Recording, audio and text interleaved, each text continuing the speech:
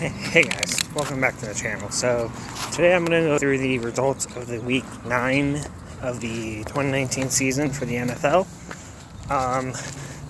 This is a video I'm probably going to start doing weekly. Just so you guys know, the Chargers one will still be a separate video. That one was posted earlier, so I will not be talking about the game at the top. But with that being said, let's get started. So the 49ers beat the Cardinals 28-25 to remain unbeaten, and Garoppolo in that game had 4 pass touchdowns, which is most 49ers quarterback has had since week 15 of the 2012 season, which I'm guessing was Alex Smith. The Texans annihilated the Jaguars 26-3. The Texans are now 6-3. The Jags are 4-5. Texans are 10-2 versus the Jags in Bill O'Brien era, which is since 2014. The Indianapolis Colts lost to the Pittsburgh Steelers by 24-26. And the headline for that one was Steelers won 6th consecutive game against the Colts. The Philadelphia Eagles basically bitch slapped the Bears for thinking they were going to get revenge for last year's divisional round game, I think it was. 22-14, Eagles moved to 5-4. Bears dropped to 3-5. I think that's 4 straight losses for the Bears. And Carson Wentz has had a pass touchdown in 12 consecutive games, which is tied the longest streak in the league right now. The Dolphins surprised everyone, winning 26-18 against the Jets, which put them both at 1-7. And this is their first win since week 14 of the 2018 season. That is bad. The Chiefs knock off the Vikings they're both 6-3.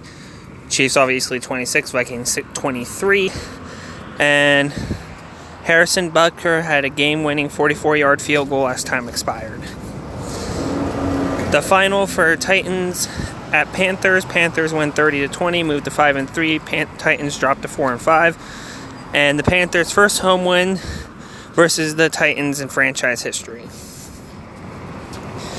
The Bills beat the Redskins 24-9 to move to 6-2, with the Redskins being a 1-8 team. Buffalo defense 0 offensive touchdowns allowed for first time this season.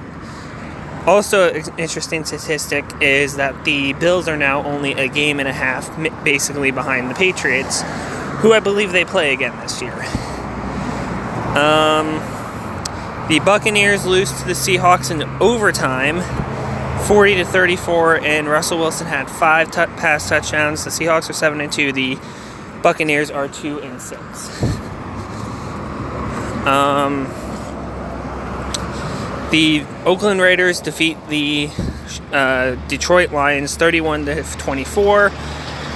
Josh Jacobs has most rush yards by rookie running back in team history in this game. The Broncos eke out a win against the Browns 24-19. Broncos 3-6, Browns 2-6. And Allen's debut, he had 193 pass yards, 2 touchdowns, no picks. The Sunday night game, the most talked about game, the Ravens won 37-20. They moved to 6-2. The Patriots moved to 8-1. And for the Monday night game, it was the Cowboys 37, Giants 18. Cowboys moved to 5-3. Giants dropped to 2-7. And the little thing for that is 9-1 versus NFC East opponents since 2018. And then for the Ravens, it's 11-0 home record in primetime since 2011. The teams that did not play were the Rams, Saints, Falcons, and Bengals. Now, each week I'm going to give my least shocking game and my most shocking game. Least shocking game I'd have to give to the Texans, actually. I said without J.J. Watt they'd have problems, but obviously they proved that even without J.J. their defense is still stout. And my most surprising game would have to go to the Green Bay and LA game, because I thought the Chargers would lose this one for sure. I didn't think they'd beat the Chicago and Green Bay in back-to-back weeks with basically two of the top defenses in the league. But apparently, the return of our left tackle has done that much to help the line not give up too many sacks. Also, real quick, let's take a look at the league leaders before we end the video. Phillip Rivers leads the league, 2,609 yards. Brady behind him with 2,536. Russell with 2,503. Stafford with almost 2,500. And Rodgers with 2,483. Dalvin Cook leads the league in rushing, 894. Christian McCaffrey behind him with 881. Leonard Fournette with 831. Nick Chubb with 803. And Chris Carson with 764.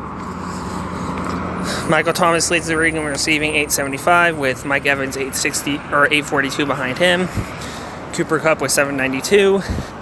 Tyler Lockett with 767, and Chris Godwin with 766. Tackles, Blake Martinez leads with 95. Jordan Hicks with 84 or 89. Bobby Wags with 86.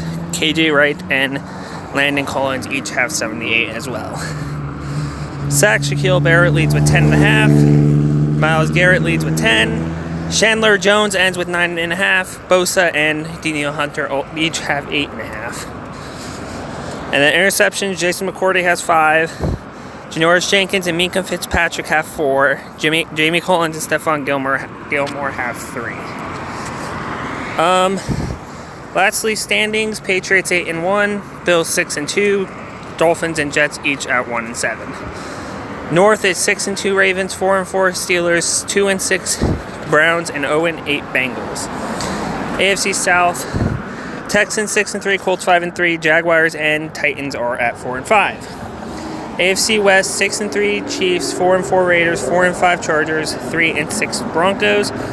NFC East 5-3 Cowboys, 5-4 Eagles, 2-7 Giants, and 1-8 Redskins. NFC North, Packers 7-2, Vikings 6-3, Lions 3-4-1, and Bears 3-5. NFC South, Saints 7-1, Panthers 5-3, Buccaneers 2-6, and Falcons 1-7. For the West, 8-0 Niners, 7-2 Seahawks, 5-3 Rams, 3-5-1 Cardinals. So that will do it for this episode, guys. This will become weekly. I'll have my predictions on either Thursday or Wednesday, which would have been today. And I'll have the results either Tuesday or Wednesday from that week, which will be probably the day before the predictions go out for next week. But I hope you guys enjoyed this one, and I'll see you guys for the predictions, or for whatever video I plan.